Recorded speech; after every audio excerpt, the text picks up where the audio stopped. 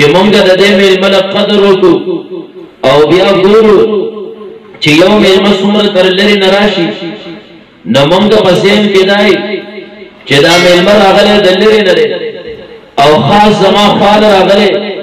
د به یو اهم پیغام راوړی نو مونږ د میلمه خولې خولې ته ګورو چې دا میلمه څه ټیم به ما ته خپل پیغام اورې دی په څه باندې راغلی مالیکم زیری راوړی نو مونږ به یو د قرآن اصل ځای معلومو چې دی کوم ځای نه الله را لېږلی دویم نمبر دا قرآن چې راغلی نو د دومره لرې نه الله چې را لېږلی نو د دې قرآن مقصد سره او بیا لرې میلمه دا چې تا ته یو پیغام راوړي نو څوک د هغه میلمه پیغام ټکراوی نه دا د انسان فطرت دی وایي زما ځای ته راغلی دی هر څه چې زه له دې میلمه خبره منم اوس دا قرآن راغلی د دې قرآن پیغام سره دا قرآن مونږ ته څه وایي دې قرآن کې رب زمونږ نه څه مطالبه کوي راځئ اول د دې میلمه ځای معلومو چې زمونږ په زړه کې لږ اهمیت درې پیدا شي او بیا د قرآن مقصد سره بیا به انشاءالله مقصد ته راشو او بیا به دا عزم وکړو چې د قرآن کوم پیغام راوړی دی انشاءالله دغه پیغام به په خپل شپږ فوټه بدن کې هم جاری کوو انشاءالله دغه پیغام به دا په خپل غم او ښادۍ کې هم جاری کوو او دغه پیغام مطابق په خپله زندګي انشاءالله به سر کوو قرآن د کوم ځای نه راغلی قرآن دا د یو انسان لیکلی کتاب نه دی بلکې دا د رب کائنات کلام دی او د اصل ځای لوح محفوظ الله فرمایل بل هو قرآن مجید فی لوح محفوظ لوح محفوظ کې دا قرآن بیا قرآن د لوح محفوظ نه زمونږ استاد خواله دا په کومو مراحلو باندې راورسېد میلمه نه مونږ تپوس کوو میلمه وایي زه راغلی ستا خواله د ایران نه یا د افغانستان نه یم مونږ یې په لاره خو تکلیفونه به ډېر وو ته په کوم مرحلو مونږ ته رارسېدلی میلمه بیان وکړه چې زه په داسې مشقتونو ستا خواله رارسېدلی یم د هغه میلمه قدر زمونږ په زړه کې نور هم سیوا شي قرآن لوح محفوظ کې پروت و بل هو قرآن مجید فی لوح محفوظ الله د لوح محفوظ نه د قرآن نزول دو پیرې وفرمایو یو ځل د لوح محفوظ نه الله را قرآن نازل که بیت المعمور ته کوم چې د خانه کعبې په نیغو باندې سیده اسمان کې د فرشتو یو عبادت خانه ده هغې ته بیت المعمور وایي هغې ته بیت العزت وایي الله هلته کې قرآن چې دی نو دا نازل که ټول په ټوله باندې د اول نه تر اخره پورې مکمل قرآن الله هلته کې نازل که او دا د دې دپاره الله نازل که چې الله یې فرشتو ته هم وښایي دا معمولی کتاب نه دی دا یو عظیم کتاب دی الله بیت المعمور چې دا د خانه کعبې په سیرۍ باندې اسمان کې د فرشتو یو عبادت خانه ده او 70,000 فرشتې روزانه د هغې نه طواف کوي او کومې فرشتې چې نن طواف وکړه د قیامت د ورځې پورې هغې فرشتې له بیا د طواف نمبر نه راځي د دې نه موږ ته بله اندازه ولګېده چې د الله زمونږ او ستاسو عبادت ته څه ضرورت نشته ګورې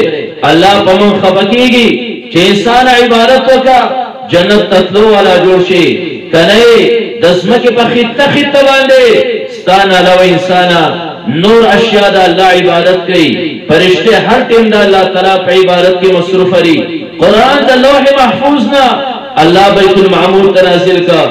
یوه شپه کې ښه او دا شپه کومه وه انا انزلناه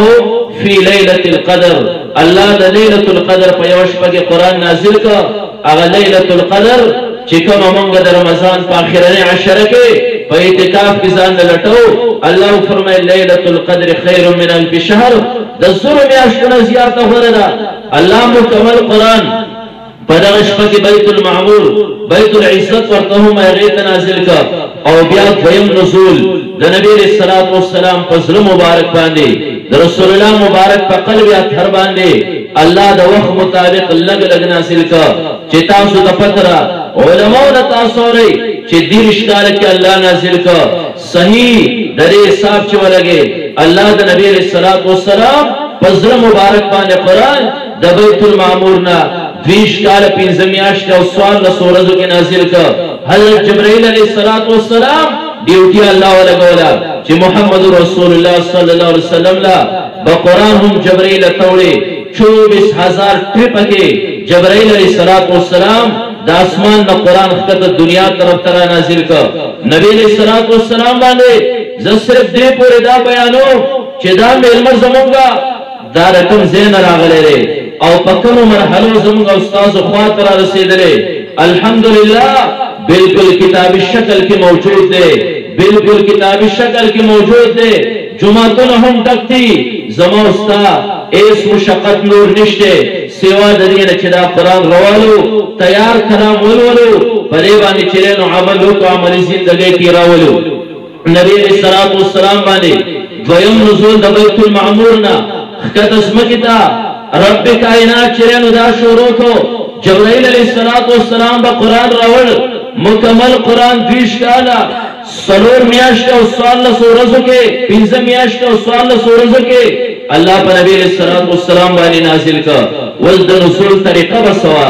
نزول طریقه داوا نبی علیہ الصلوۃ والسلام باندې الله په مختلفو طریقو سره وحی کړو دا قرآن به په مختلفو طرقو سره الله نازلو بخاری شریف ابتدا کې کوم دی د نبی علیہ الصلوۃ والسلام د وحی تذکرہ ده چې اسمان نه جبرائیل علیہ الصلوۃ والسلام لوا الله کوم آیاتونه ورکړل نبی علیہ الصلوۃ والسلام ته څنګه راتل راوی صحابي تپوس کوي د نبی علیہ الصلوۃ والسلام نه کیف یاتیک الوحی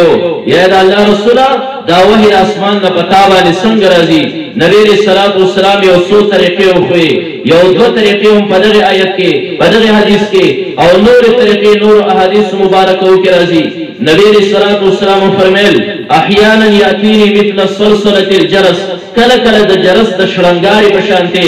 دا وحی چې نو په ما باندې راځي علما مختلف توجیهات کړی دي چې دا نبی علیہ الصلوۃ والسلام د جرس د شړنګاري د आवाज ور ورکړ هر یو عالم مختلفه طریقې سره درې جواب کړل خدا د هغه فرشتو د وزر او بلنګارې بو کمی فرشتي چې نبی علیہ الصلوۃ والسلام لا د جبرائیل علیہ الصلوۃ والسلام سره رالی او رسول الله مبارک فرمایل د ټولو له سخت وحی په ما باندې دای چې دا د جرس په شان د شړنګارې بو او کله چې ودا شړنګارې دا شاطر مچي درې بلنګارې په شان دی आवाज بو او کله چې ودا ختم شو پرې کې چې بس الله نازل کړو هغه الله زما زړه طرف ته ورکوس کړو په نبی علیہ الصلوۃ والسلام باندې د ټولو نه سخت مرحله به پرې وحی کوا ځکه حضرت عائشہ صدیقہ رضی الله تعالی عنها فرمایي چې نبی علیہ الصلوۃ والسلام باندې پس سخت جن او سخت یخنه کې دا وحی سلسلی را لدی ته وحی سلسلی وای رسول الله مبارک درې جسم نه او د مخ مبارک نه برابرې دا سسيره لکه یو هار دا تار چې وشنیږي او په کته باندې را دانې دا سروانی د نبی علیہ الصلوۃ والسلام باندې یو پیر وحی سلسلی را د یو صحابي په پتون باندې رسول الله مبارک سر یخو دې آرام فرمایي قرآن کې یو آیت را نازل شو او هغه آیت دوباره چې را نازل شو یو لفظ باغې باندې سیوا شو هغه زید رضی الله تعالی فرمایي نبی علیہ الصلوۃ والسلام زما په پتون باندې سر یخو دا وحی سلسلی را جبرائیل علیہ الصلوۃ والسلام راغی د نبی علیہ الصلوۃ والسلام جسم له دومره زور راغی چې زما په پتون د پاسا د رسول الله مبارک سر پروتو زما ری پتون داسې زور واغستمای زما ورون مات شو نبی علیہ الصلوۃ والسلام باندې الله وحی راوړه نو نبی علیہ الصلوۃ والسلام باندې یو طریقه دا چې په هغه بلنګاری کې وسویل شو رسول الله مبارک ته یادو الله دا وحی یو طریقه دا نبی علیہ الصلوۃ والسلام فرمایي دویمه طریقه چې جبرائیل راشي په ما باندې وحی راوړي حضرت جبرائیل علیہ الصلوۃ والسلام د یو صحابي په شکل کې راشي کله چې مال وحی راوړي ما تبیا پته ولګي چې دا پلانې صحابي نو او مشهور صحابي حضرت دهیه کلبی رضی الله تعالی عنہ دا ډیر زیات حسینو ډیر زیات خایس الله ورکړو جبرائیل علیہ الصلوۃ والسلام برده په شکل کې راغی نبی علیہ الصلوۃ والسلام ته آیاتونه پیش کړ رسول الله مبارک ته پته ولګیرا چې دا دهیه رضی الله تعالی عنہ نو بلکې دا جبرائیل نبی علیہ الصلوۃ والسلام فرمایل په ما باندې ټولنه آسان وحی بداوا دې کې رسول الله مبارک ته تکلیف نو دریمه طریقه واحده چې نبی علیہ الصلوۃ والسلام ته حضرت جبرائیل علیہ الصلوۃ والسلام ځان اصلي شکل کې خولې چې دا مخامخ جبرائیل ولاړ پداسې طریقې سره به آیتونه ورکړل. څلورمه طریقه د قرآن د نزول د وحی دا وه جبرائیل علیه السلام با نه خپل شکل کې راغی نه به د صحابي شکل اختیار کا. رسول الله مبارک ته به ډایرکټ په زړه کې چې کوم دی نه القا وکړه وحی به ور واچوله. دې ته نفس فی الروع وایي. دا به چې کوم دی رسول الله مبارک ته یاد شول چې جبرائیل علیه السلام ماته سوي. او یو طریقه دا رؤیای صادقه رسول الله مبارک پر رښتونی خوبونه لیدل هم په دې طریقې سره الله د قرآن سلسله جاری کړه. د لوح محفوظ نه بیت المعمور ته د بیت المعمور نه د نبی علیه السلام په قلب اطهر باندې زړه مبارک باندې الله د وحی سلسله جاری کړه. وړومبی وحی د نبی علیه السلام حضرت عائشہ صدیقہ رضی الله تعالی عنها تفسیری روایت بخاری شریف ابتدا کې چې نبی علیه السلام برشتونه خوبونه لیدل او هغه خوبونه بس هر بالکل رشاره وتل لکه شپین ورسته چې سپین سبا راوځي. نبی علیه السلام خلوت او یوازیواله چرانو دا به غوړه کو. رسول الله مبارک په لار غار حرا ته ځان سره خوراک وغیره وړ. نبی علیه السلام په غار حرا کې دا الله عبادت کو. رسول الله مبارک بیا خپل خبر مخکې فرمای یو په غار حرا کې ناسیما یو کس راغی نبی علیہ السلام له غاړه ورکړه. رسول الله مبارک له زور ورکو. رسول الله مبارک فرمایل ما ته تکلیف را ورسید زه پرې خور ما ته اقرا ولولا ما جواب ورکم ما انا بقارین زه خو لوستون کې نه ما زه خو امي مان کړی ما زه بیا ولوما او بیا داسې زور راکړه. نبی علیہ السلام فرمایي ما ته زیات تکلیف را ورسید بیا پرې خورم بیا ما ته اقرا ولولا ما بیا جواب ورکړ زه لوستون کې نه ما دریم پرې بیا ولوما او بیا زور راکړه بیا پرې خورم ما ته اقرا بسم ربک الذي خلق الانسان من علق اقرا وربك الاكرم الذي علم بالقلم علم الانسان ما لم يعلم. د قران اولنې وحی په نبی صلی الله علیه وسلم باندې غار حرا کې چې کوم دین وراله د دین ورسته بیا سوخت پورې وحی بند شو او بیا الله د وحی سلسله جاری کړه. هم په دغه طریقو باندې جبرائیل علیه السلام قران نبی علیه السلام دراول و زما استعلا سو د څنګه را ورسید. نبی علیه السلام باندې آیاتونه نازل شول. صحابه په ترجیح لیکلو نه ور کولا. صحابه په زبانی آیاتونه یادول. نبی علیہ السلام په دور کې د رسول الله مبارک یو کاتب حضرت زید رضی الله تعالی عنہ تبا نبی علیہ السلام حکم مکزرا خلق یادې خطې لیکهم. حضرت زید رضی الله تعالی عنہ چې وکړه آیت را نازل شو زید رضی الله تعالی عنہ بچرته کې سرمن نو واسطه باغې باندې آیت ولیکا چرته راسي تبړه خپل غټه بو باغې باندې وی ولیکا چرته کې کجوري پاڼې وی باغې باندې وی ولیکا چا صحابي بلزان سره واغسوي به ور خو زیات ترجیح صحابه یاداشت لور کولا. دا قرآن به زبانی یادو. رسول الله مبارک نورستا تاسو ته مسیلمه کذاب خبر مولانا سے وکړه. هغه دور کې جنگونه وشل حافظان شهیدان شل جنگ یمامه کې بلا د قرآن حافظان شهیدان شل. د حضرت ابوبکر صدیق رضی الله تعالی عنہ د خلافت دور دی. عمر فاروق سوچ گئی چې نن خو جنگ یمامه کې د قرآن حافظان شهیدان شل سبا ورځ په بل جنگ کې راسي شهیدان شي بل ورځ په بل جنگ کې راسي شهیدان شي قرآن به ختم شي. عمر فاروق راغی صدیق اکبر رضی الله تعالی عنہ ته وی حضرت ابوبکر صدیق الله زما سره کې خبر را چولې دا رازرا قرآن چره دا پاڼو طرف ته منتقل کو صحیفو طرف ته منتقل کو دا به ویل کو اصل چې سبا ورځ نور قاریان شهیدان شي بل ورځ نور قاریان شهیدان شي قرآن به کم دینو دا زې شر دنیا نه اوس پتا سودا وای چې دا قرآن زموږ په الله غسترا الله فرمایلی انا نحن نزلنا الذکر وانا له لحافظون. بیا عمر فاروق رضی الله تعالی عنہ څنګه قرآن بځای شي الله دا قرآن د حفاظت ذمہواری غسترا. هغه یو طریقه پکې دا و چې عمر فاروق ته عزت ورواچول چې دا مصحفونه کې صحیفو کې ولیکا. حضرت ابوبکر صدیق رضی الله تعالی عنہ وی زه انکار کوم چې نبی رسول الله په خپل دور کې یو کار نه کړی عمره په ما باندې ولې هغه کار کې. نبی رسول الله فرمایل الله د عمر فاروق په زړه او جبه سره همیشه لپاره حق جاری کړی دی. عمر رضی الله تعالی عنہ چې خبره کوي هغه حقي عمر چې سوچ کوي هغه حقي. عمر فاروق رضی الله تعالی عنہ صدیق اکبر ته وایي صدیق اکبره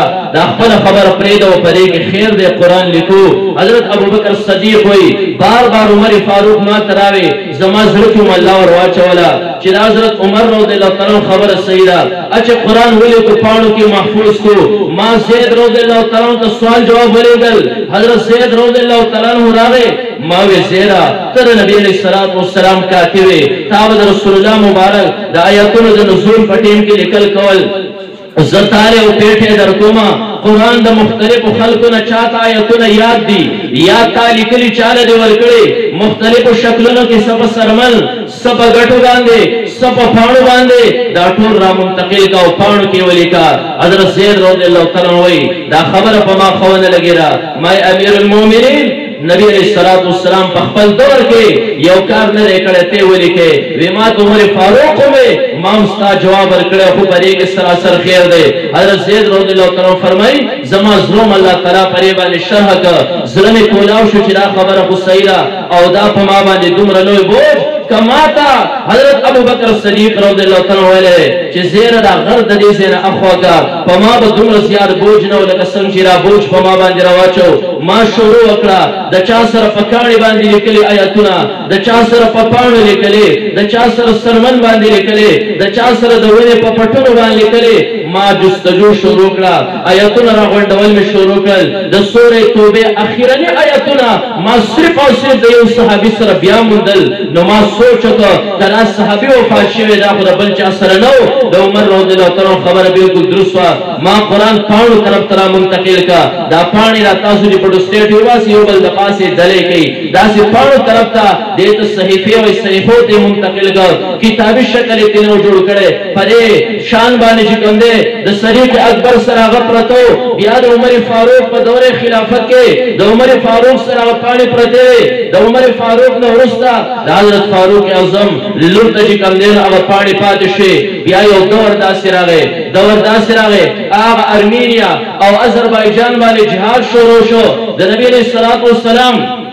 خلیفہ جی کم دے عثمان رضی اللہ تعالی دور خلافت تے هغه آذربایجان او ارمینیا تا دو قسم مجاهدین لاړه د جهاد سره توجه سره دی خو زه تاسو صرف دا خبره کوم چې دا قرآن الله زموږ استاد الله سود کم دے داسې پاسانه سره رسول لري زموږ د پاره چې کم دے بالکل آسان خدای پاک دلته زموږ استاد الله سود تر رسول لري. خلق پرې باندې تکالیف برداشت کړي خلق پرې باندې مهنتونه کړي خلق د قرآن خدمت کړي. مو تا باندې مو فرض دی لري قرآن خدمت مونږ به کوم شکل کې د قرآن خدمت کو دا به زکو عملی شکل کې چې کوم له راولوا. آذربایجان او ارمینیا ته دوه قسم مجاهدین لاړل عراقي مجاهدین لاړل شامي مجاهدین لاړل او بیا تاسو علماء اوریدلی الله قرآن مختلفو قراتونو کې نازل کړو. شامي مجاهدینو به جمع ورکولا یو قرات کې به قرآن وي نور به جمع ورکولا عراقیانو هغه به بل قرات کې قرآن وي یو به یو ته استغلط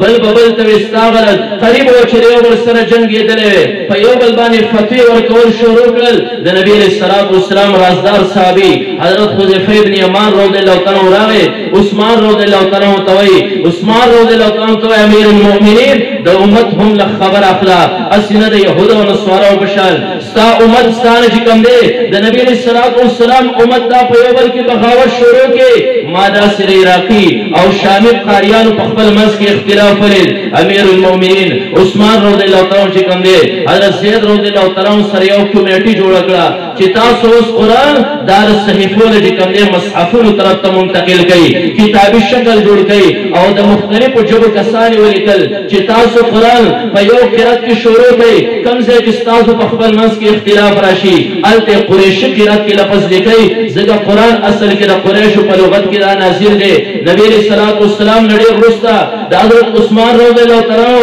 په دور کې قرآن د صحیفو د مصحف طرف ته منتقل شو. د عمر فاروق رضی الله تعالی لور ته حضرت عثمان رضی الله تعالی خبر ولېږه هغه پاڼې چې ستاسو سره امانتي پرتې دي هغه راکړه موږ د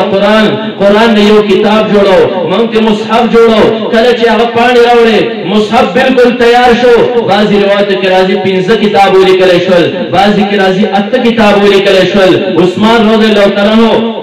هغه یو کتاب د دنیا مختلفو اطرافو ته ولېږل او د هغې سره چې کوم دی نو استاذ هم ولېږه چې دا قرت خلکو ته پړاو کا او اعلان یې وکړه وی د خیر دپاره چا چې څومره هم ځان له لیکل کړی دی د قرآن آیتونه یې لیکلي دي هغه ختم کوي وایي سیزې د خیر په اراده باندې د دې نه اخوا به دا مصحف عثماني چې هغې ته به امام وي دا دنیا کې خور شو صحابو خلکو ته خور کو صحابو نه پس تابعینو تبع تابعینو قرآن چې کوم دی نو را روان شو خلکو په هغه وخت کې قرآن باندې مشقت وکړو که دیو دا مشقت نه وی کړی زما ستا لاسو ته به کتابي شکل کې دا نو را رسېدلی قرآن کتابي شکل کې ولیکلی شو بیا دومره خبره ذهن کې یاد ساتئ یو دور هغه راغی قرآن کې دا د سپارو دا دیر سپارې دا دیر اجزا چې کوم دی 30 اجزا د دې اصطلاح نه وه د نبي علیه الصلاة والسلام حدیث دی یو صحابي ته نبي علیه الصلاة والسلام فرمایي وایي 10 ورځو کې د قرآن ختم کوه وی یا رسول الله په ما کې طاقت شته زه د دې نه زر کولی شم نبي علیه الصلاة والسلام یې 7 ورځو کې کوه د هغه حدیث په بنیاد باندې د حجاج په دور کې حجاج ابن یوسف په دور کې چې کوم دی بعضې خلکو د هغه په حکم باندې هغه د قرآن دا خدمت وکړه د سورې فاتحې نه علاوه د قرآن الفاظ شمار کړل او د الفاظو د شمار په اندازې سره قرآن په 30 اجزاو کې تقسیم کړه چې نبي علیه الصلاة والسلام حدیث صحابي ته وایي چې قرآن په 30 ورځو کې ختموه هغه طاقت لرم یافته کې ختموه 30 اجزاو کې 30 سپارې ته جوړې شوې که یو سړی راځي یو مسلمان راځي او د حدیث مطابق د 30 ورځو کې قرآن ختموي چې د هغه دپاره اساني او بیا رسول الله مبارک صحابي ته دا وایي چې طاقت لري نو هفته کې کوه 7 منزلونه د قرآن نه چې کوم دی نو جوړ شول 7 منزلونه تاسو ته معلوم دي علماو د هغې دپاره یو لفظ لیکلی فمی بشوقین فمی کې فار د سورې فاتحې نه والا فمی کې د سورې مائدې پورې فمی کې یاد د سورې یونس پورې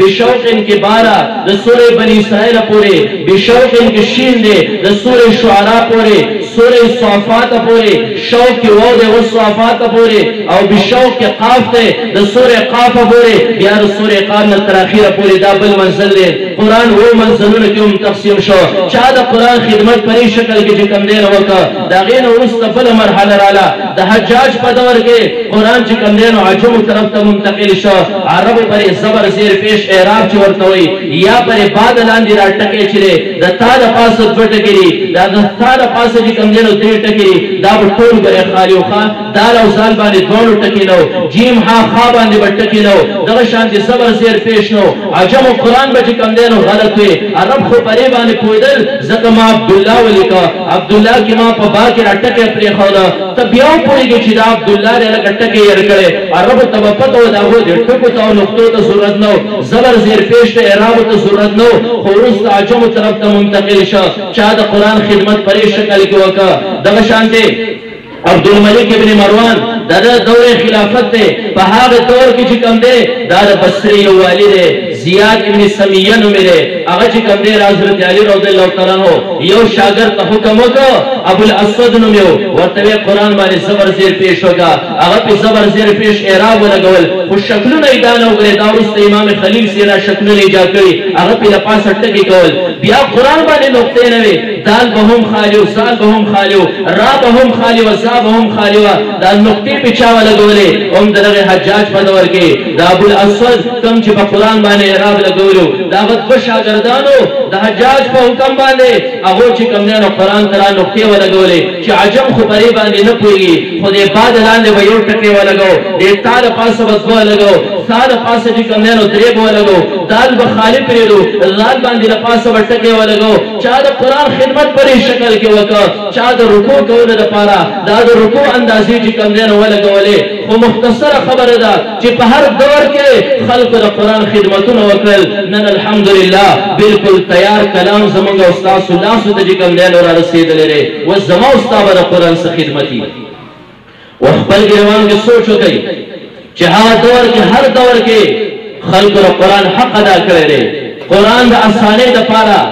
خلکو چې کوم دی نو تفاسیر ولیکل که څوک د قرآن معنی زده کول غواړي د قرآن چې کوم دی نو مفهوم زده کول غواړي د قرآن شان نزول زده کول غواړي دغه شان چې قرآن د قرات او تجوید لپاره جدا جدا کتابونه ولیکل شول هر انسان مخکې دور کې بلا خلق د قرآن خدمتونه مختلفو شکلونو کې چې کوم دی وکړل و زما استاد دور دی زما استاد دور کې الله تعالی تیار کړه مونږ را رسولې مونږه جمعات ته وروښتو مونږه دکان ته وروښتو زمونږ هغه سپینګری هغه سپین سره میندې او نیاګانې کورونه ته وفاشي دویم ورځ باندې بچی تخ کې قرآن نیولې جمعات ته راوړي هلکه را ضعیف قرآن د چا دی دا د فلاني د مور او د نیا دی هغه وفات شوه آینده نسل قرآن ته ګوره تیار نه دی اسینه د قیامت په ورځ باندې هغه خلک چې د قرآن د راجمع کولو لپاره تکالیف برداشت کړي ستاره ګریوان ونسي اسینه چې هغه خلک قرآن باندې صبر زیر لګولي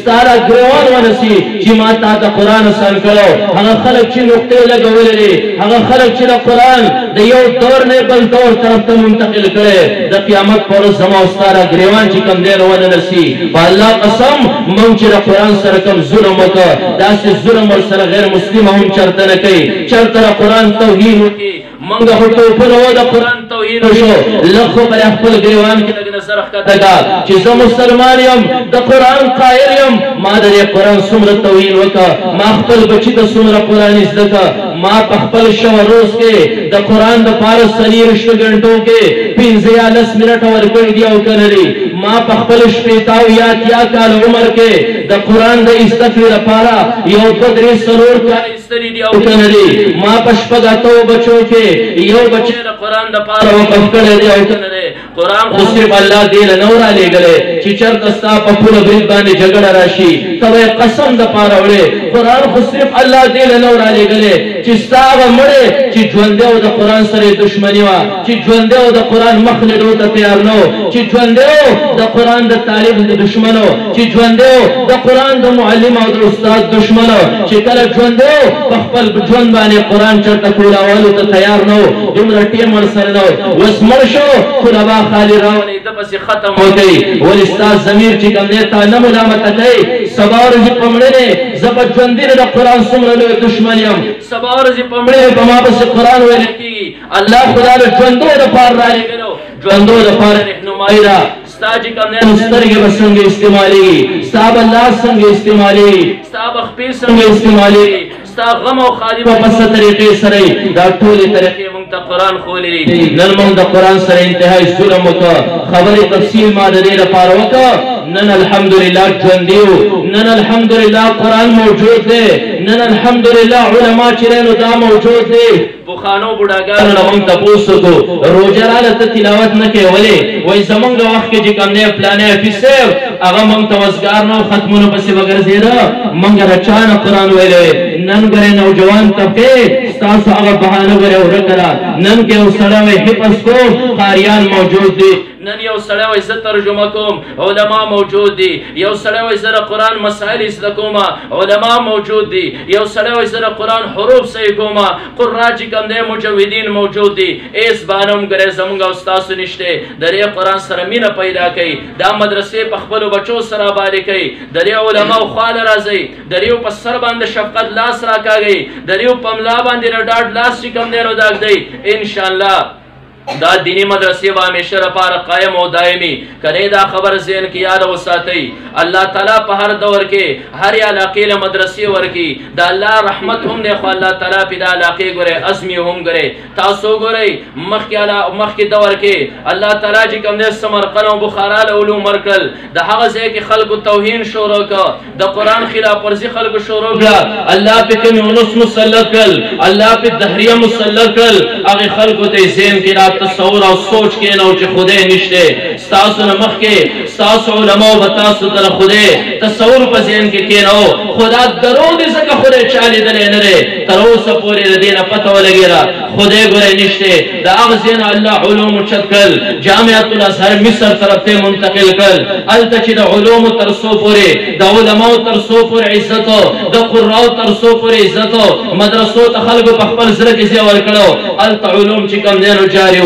یو دور الته کې راغی حکومت چې په خپل تحویل کې مدرسه واغسته په خپله مرضۍ باندې وی علما په هغې کې برتي کول هغه علما دنیادار یو طرف ته پینټ شرټ کې ملبوس دي بل طرف ته ټای لګېدلې ده، بل طرف ته خوله کې سګرټ دی، مخکې بخاري شریف کولاوه، دلته قال رسول الله، بل طرف ته به یې ده هغه سګرټو دوړه په بخاري شریف ور ونوسته. الله چې کوم دی د هغې خلکو نه علوم واغوستل، دیوبند یې منتقل کړل، دیوبند یې پاکستان ته منتقل کړل. نن الحمدلله ستاسو د سمۍ په کلي کې 5-6 مدرسې موجودې دي. نن الحمدلله کور په کور باندې مدرسه موجوده ده. اسینه د سمۍ خلکو خدای دا نعمت زموږ نه والي، بل چاله ورنکې وروسته منتقل نه کړي. الله چینا طرف ته منتقل نه کړي، الله هندوستان ته یا بل داسې دشمن ملک ته منتقل نه کړي. الله د قرآن ذمواري اخیستې ده، دنیا په یو ګډ کې به محفوظ ساتي. دا خو یې نه دی ولې پاکستان کې محفوظ، دا یې نه دی ولې سوات کې محفوظ،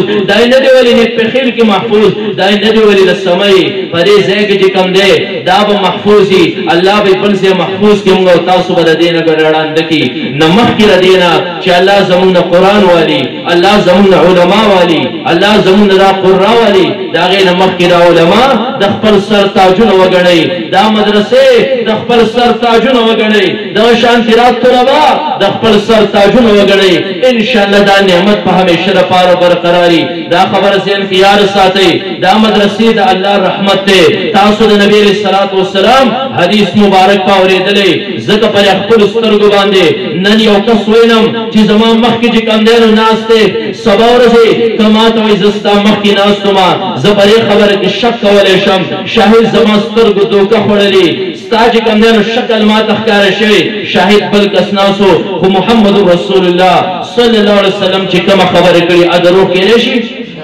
چرته هم دروغ نشي کېدی. جناب محمد رسول الله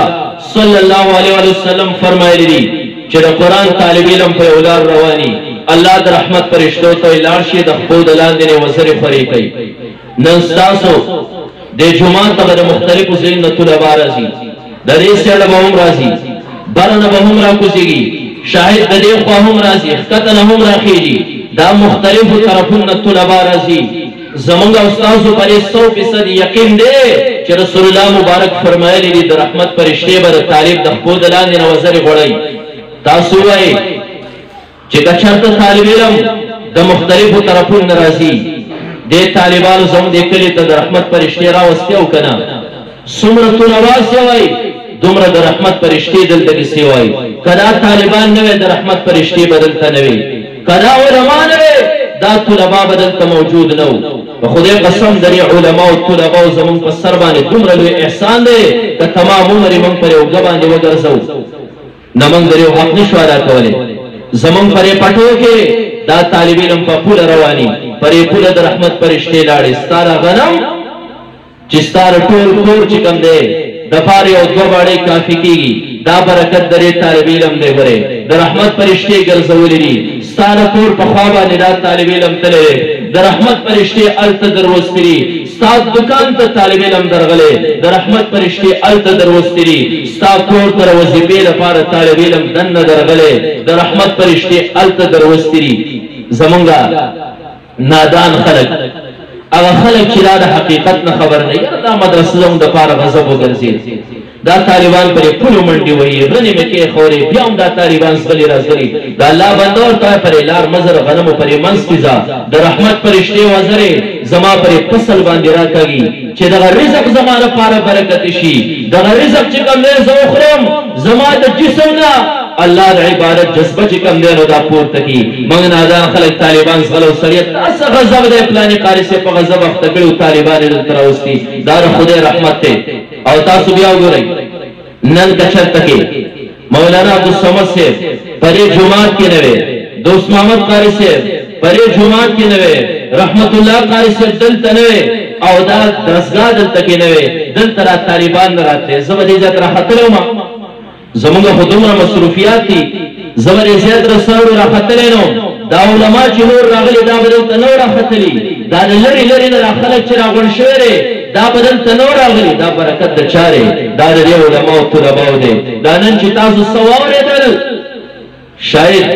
چې یو خبره ستاسو د زندګۍ د تبدیلي او بدلولو لپاره الله تعالی وګرځوي، دا د علماء او طلباء برکت ته کدا مدرسه علماء نه وي نه بدل تزوما نه بدا علماء نه بدا ناتخوانانو نه بدا قاریانو نه بستاسو د جمعه کې پر ټیم باندې دومره رشو نه بستاسو پر درو دیوار پر کله کې او پر کلو باندې رحمت پرشتي نه ګرځېږي بیا خدای الله رسول دا فرمایي چې د ختم موقع ته هم د اسمان پرشتي دلته کې چرېنو حاضرېږي دعاګانو باندې امين وي نن ستاسو پر ځای کې د پرشتو کثرت ته پر کلی د الله رحمتونه راورېږي دا غیر لپاره وجه سره دا علما دا قرا دا طالبان او دا دینی مدرسه دا څومره لوی نعمت دی خبردار دریو په خلاف باندې ستاسو لګي چې د سوچ را نشي دا خپل سر تاجونه وګړي دا نعمت په ګره دلته کې جاری او کله چې تاسو غلط سوچونه راوستل حسد یو کو ملاو طالب او قاری کو چاته سنو اکثر خلک حسد والی کچر د حسد یو ځل کې راوسته خدای بدر نه نعمت والی بل طرف ته کوم نه نعمت وا الله منتقل کی منګه ولدل کوم خلکو چې قدر نه کړي دا ستاسو لپاره د الله نعمت هم دی او د الله اسمی خو امتیاز هم دی سوچ سمجھ سره قدم اوچتوي الله دا نعمت ستاسو نه غوړي اوچت نه کی دا نعمت ستاسو نه اوچت نه کی ان شاء الله قران په خپل بچو باندې مزدکو ان شاء الله چې قران نه ویلې هغه کس پینګره دا به قران زدکو چا ویلې زه په دې ترجمه کیږي شاید دلته مولوی صاحب درس کوي قرآن ته منګو کینو چې زما رب زمانه قرآن کې سواړي زما رب زمانه سم مطالبه کړی دا قرآن په هر دور کې خلکو خدمت کړی دی نن خو هغه تیار قرآن زه زده کم کنا عملی جامه خور نور کم کنا خپل غم او خاله کې چې کم دی درې قرآن احکامات خو جاری کم کنا خپل شپږ پټه بدل کې د قرآن سرم خو چې کم دی نو راوړم کرانوړم پرې وجبانی او خصوصا دی نوجوان طبقه ته راوړم نوجوانانو یو دور هغه د نبی صلی الله علیه وسلم دورو د قران د نزول دورو کفار راغون شل چې د پیغمبر خلاف ورزي څنګه وکړو د قران خلاف ورزي څنګه وکړو د قران مشن خو خوريږي نظر ابن حارث دا د قران سخت دشمن دا خبر غور سره توجه سره واوري نظر ابن حارث د قران سخت دشمن کفار توي کفارو تاسو پیغمبر ته مجنون وای دې پیغمبر ته تاسو لیونه وای دې پیغمبر ته تاسو ساحر وای درې کتاب ته تاسو د جنون کتاب وای سحر ورته وای خدا خبره بالکل ظاهر چې دا الله حق کتاب دی دا نه شاعر کلام دی نه د دروغجن کلام دی او نه یو ساحر کلام دی د قران په یو بل رنګ کې مخالفت وکړي او خبره مکوئ چې هغه خلک پیژني نظر ابن حارث خلق توی د قران د خلاف ورزي رته یو طریقه وخه مې وخه ودا سکار وتی اړو خلق ته د موچرات درودي زکه شاعران په پوره دي شاعري نه ده ساحران په پوره چې سحر نه لري خلق په پوره چې را پیغمبر دروژن نه لري زکه سلوخت تعالی په موږ د صادق او امین وسنګ کاذب شو وسنګ دروژن شو خو یو طریقه د تخیم د خپل کې وسه طریقه ده زما شام تا سامان د تجارت علم الته کې دکانونو کې د قصو کتابونه میلاويږي دا د رستم او د اسفندیار قصې میلاويږي زبرانم دي نوجوانانو له لاس کې هغه کتابونه ورکم هغه قصو باندې وي اختکم قران به خود به خود پاتې شي او زما یو وین زوالو ومن الناس من يشتري له الحديث دا آیت الله تعالی درې سپیره په باره کې نازل کړو د هغه ځای کتابونه راوړل یو وینځ راوستو سندرغاړې وه وې زماره وینځ ته کېنئ دا به ګډېږي هم او دا به چې کوم دی ترنم کې تاسو ته را قصې وایي پیغمبر خو ساده ساده لګیا دی الف لام میم ذلک الکتاب لا ریب فیه راځئ زما مجلس کې کېنئ دا قرآن ته مه ورځئ نظر ابن حارث نوجوانانو له لاسو کې چې کوم دی نو کتابونه د قصو ورکړل وینځ به ورته ګډوله هغې به په ترنم کوي چې دا خلک دا د قرآن نرش یو دور زمونږ استاسو دی ګورې ښه اغیارو کوشش وکړو دا د نظر ابن حارث په نقش قدم باندې روان شول چې قرآن خپل حقانیت دنیا کې ثابت کړی دی موږ ورته دروغ وایو ځای نه نسي موږ ورته سحر وایو ځای نه نسي موږ سره قرآن مقابله کوو ځای نه نسي راشه په خوږه پیړه کې مسلمان له زهر ورکړه قرآن به خود د ده نه پاتې شي زموږ استاسو لاسو ته فیسبوک را ورسو زمونږ نوجوان طبقه دا رشتې د دریو څلورو بجو پورې ناستې فیسبوک ته سهار سکول له روانې یو پولې له پډچ ورځي او بلې پولې له پډچ باندې ورځي ولې بېګا شپه شوګیر کړې ده د قرآن هغه ټیم هغه زموږ د فیسبوک واغسته او د ورځې چې داسې وګورې ګړیال ته 5 منټه دا مانځه ته شتې غلی به یې راولي او دا چل به کوي ولې 5 ټیمه چې مانځه د 5 منټه پاتې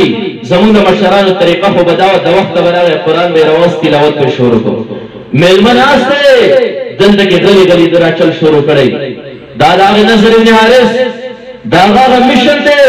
د قرآن ټیم یې زموږ نه واغسته استعمال یې کوي زه تاسو سره نه موبایل ماتې کوي استعمال یې کوي په صحیح طریقې سره استعمال کوي هغه چې د څه لپاره جوړ کړی د هغې په خلاف استعمال کوي د هغې په خلاف هغه دې لپاره راوسته چې د ده د لاس نه قرآن لر کړم نن سبا یې د سپین ږیرو د لاسو نه تسبیح هم لر کړي بوډاګان هم دې کې چې کوم دی نو اخته یې لګیایي هر څه پکې ګوري د هغې په خلاف استعمال کوي چې تا زما د لاس نه قرآن لر کړو انشاءالله د قرآن درسونه به پېزه چلو زمونږ دا طالبان لګي د زما د بیان ریکارډ کړي او بیا یې دغه کوي دې باندې ما څوک کې پابندي لګولې ما دا شی مه کوئ بیا یو طالب علم بیان ورکړه ما ته وایي چې 2.5 لکه کسانو وکته او ډېر خلک اوس دغه کوي وروسته د هغې نه موږ ته پته ولګي چې ډېر خیرونه ترې خواره شي بېګا مې دوی نه تپوس کوم ما یې اوس څه وایي څه کم 3 لکه کسان دي زموږ سره دا بیانونه اوري الحمدلله چا په دغه امت کې استعمال کړه د قرآن تشهیر یې پرې وکړه داسې چرته مه کوئ چې پرې باندې علماو توهین وکړي د اغیارو چې کوم سازش دی د هغې په خلاف باندې استعمال کوي د علماو توهین پرې مه کوئ د قرآن توهین پرې مه کوئ دا خپلې سترګې چې کوم دی غلطې پرې مه استعمالوئ غوږونه پرې غلط مه استعمالوئ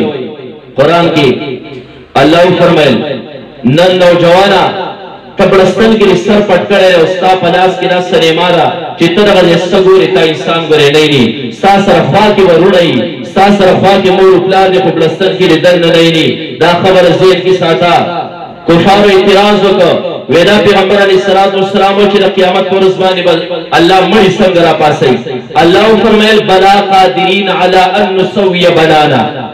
دیو خدا خبره کوي چې الله به مړي څنګه راپاسوي زه په دې هم قادر یم چې د ګوتو را بندونه بیا راژوندي کړم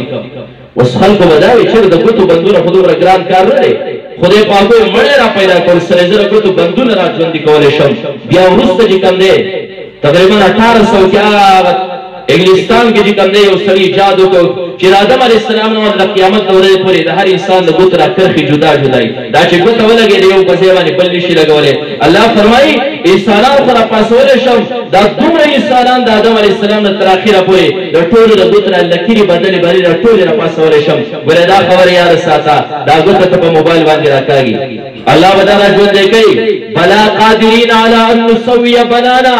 دا بندونه به جاری کوي دا به د قیامت پر ورځ ستا ګواهي ورکوي ښه الله فرمایي الیوم نختم علی افواههم وتکلمنا ایدیهم وتشهد ارجلهم الله فرمایي که دا انسان د قیامت پر ورځ انکار کوي د ده په خوله باندې به موږ مهر ولګو وتکلمنا ایدیهم دا په کوم لاس کې موبایل نه ول او غلط استعمال یې کوي دا به الله فرمایي زموږ سره خبرې کوي یوم تشهد علیهم ارجلهم دیو پر باندې وخت گواہی کوي الله صلی رښتمه سپاره کې فرمایي سرمنی بد دیو چرانو دا گواہی کوي ستا پر لاسم سرمن خوره پټول جسم سرمن خوره دا صحیح استعمال کوي پرې باندې د علماء حق بیانونه ورکوي د علماء حق بیانونه ورکوي کم چې باطل دي دا هم د اغیارو مشن دی پرې وجه باندې د صحیح استعمال کوي دا د نظر ابن حارث په نقش قدم باندې به چرته نه ځئ چې د قرآن وقت هم دی له ورکوي د هر شي خپل وقت دی قرآن سره جوړ پیدا کړي انشاءالله تاسو به دنیا کې هم راحتونه قبر کې به هم راحتي انشاءالله آخرت کې به هم راحتي الله دې دا دیني مدرسې همیشه لپاره قایم او دایم ساتي الله پاک دې دا علما زمونږ د سره دا تاجونه دا د انبیاء وارثان دا قراء دا طلبا همیشه لپاره دلته کې قایم او دایم ساتي الله دې زمونږ بچي د قرآن په علومو سره منور کړي واخر دعوانا ان الحمد لله رب العالمين